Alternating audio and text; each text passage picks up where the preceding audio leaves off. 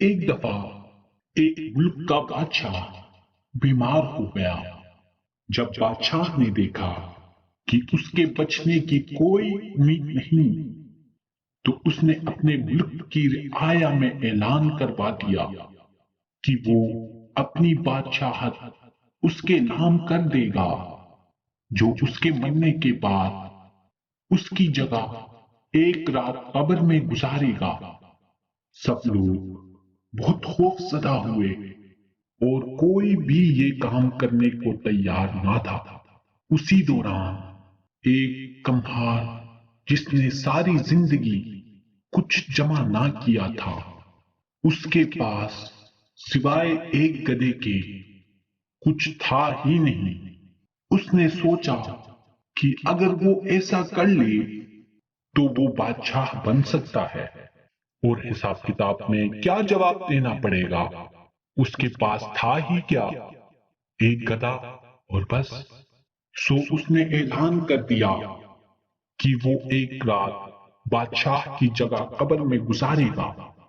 بادشاہ کے مرنے کے بعد لوگوں نے بادشاہ کی قبر تیار کی، اور وعدے کے مطابق کمہار خوشی خوشی اس میں جا کر لیٹ گیا، اور لوگوں نے قبر کو بند کر دیا۔ کچھ وقت گزرنے کے بعد فرشتے آئے اور اس کو کہا کہ اٹھو اور اپنا حساب دو۔ اس نے کہا، بھائی حساب کس چیز کا؟ میرے پاس تو ساری زندگی تھا ہی کچھ نہیں سوائے ایک گدھے کے۔ فرشتے اس کا جواب سن کر جانے لگے، لیکن پھر ایک دم رکے اور بولے، ذرا اس کا نامہ اعمال کھول کر دیکھیں، اس میں کیا ہے؟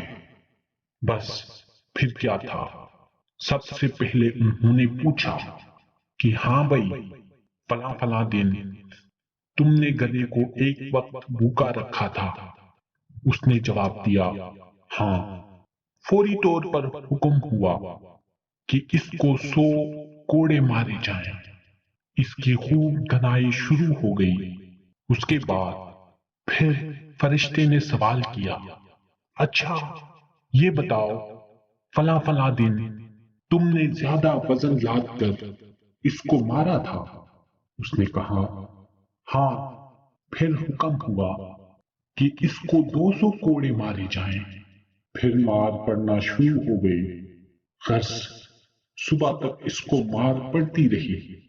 صبح سب لوگ اکٹھے ہوئے اور قبر کشائی کی تاکہ اپنے نئے بادشاہ کا استقبال کر سکیں۔ جیسے ہی انہوں نے قبر کھولی تو اس کمہار نے باہر نکل کر دوڑ لگا دی۔ لوگوں نے پوچھا، بادشاہ سلامت، کدھر جا رہے ہیں؟ تو اس نے جواب دیا، او بھائیو، پوری رات میں ایک گدھے کا حساب نہیں دے سکا تو پوری رعایا اور مملکت کا حساب کون دیتا پھرے گا؟